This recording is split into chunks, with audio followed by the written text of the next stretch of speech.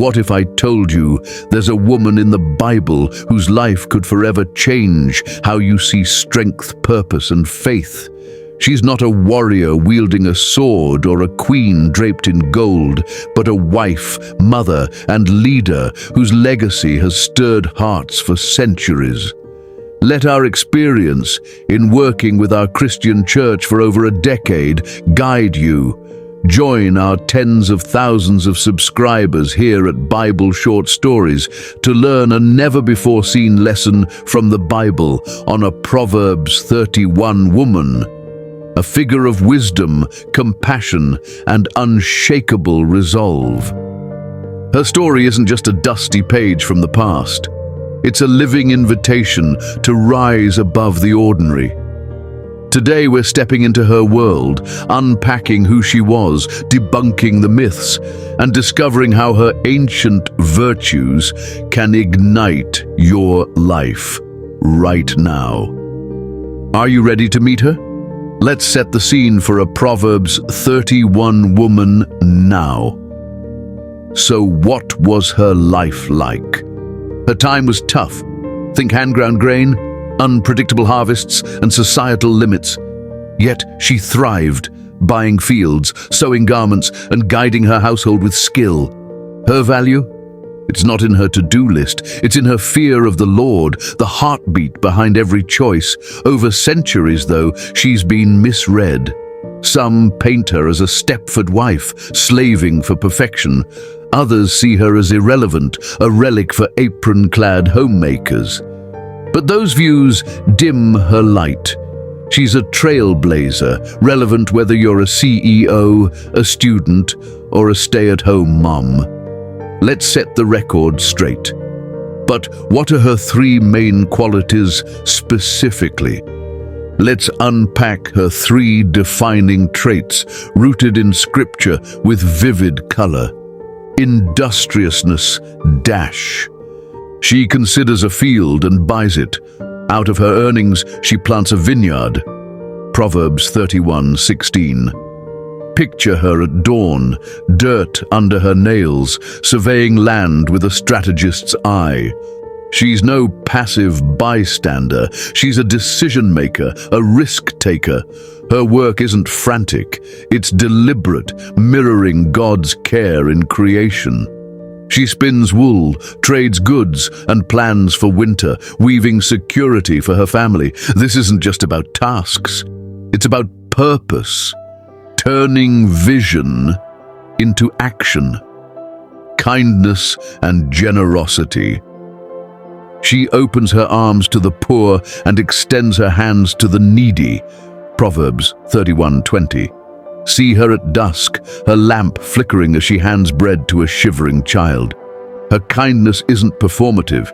It's instinctual, born from a heart that beats for others. She doesn't just feel empathy, she acts, clothing the cold, feeding the hungry. It's a quiet rebellion against selfishness, a reminder that love is a verb. Wisdom dash. She speaks with wisdom, and faithful instruction is on her tongue. Proverbs 31:26. Her words aren't careless. They're measured, rich with insight. Imagine her counseling a troubled friend or teaching her children with patience. Her wisdom flows from reverence for God, not fleeting trends. She's a problem solver, a peacemaker, her voice a steady anchor in stormy times. Now you better stay tuned for the final definite trait at the end of this video. So, who was she specifically? Where is this found in the Bible?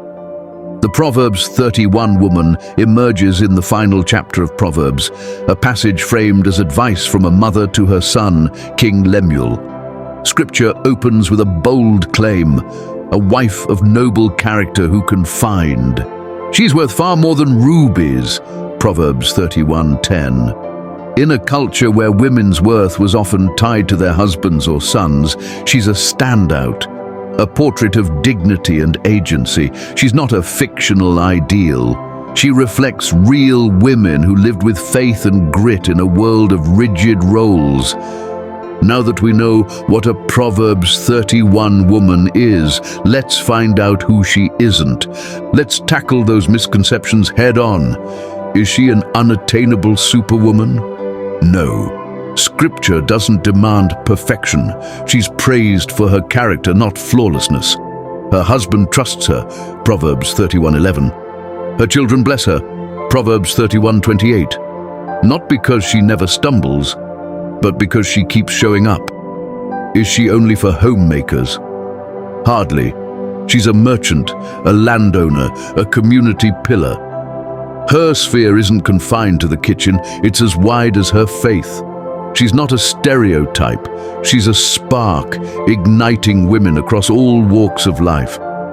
So this is all great, but how does this matter to me today in modern times?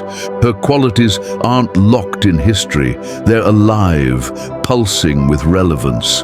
Her industriousness speaks to the exhausted mom balancing Zoom calls and laundry, or the entrepreneur pitching her dream. I know a nurse who works double shifts yet tutors kids on weekends. She's Proverbs 31 in scrubs. Her kindness challenges us to look up from our screens. Maybe it's cooking for a sick neighbor or texting a friend in need. Her wisdom guides the college grad choosing integrity over shortcuts, or the leader navigating conflict with grace.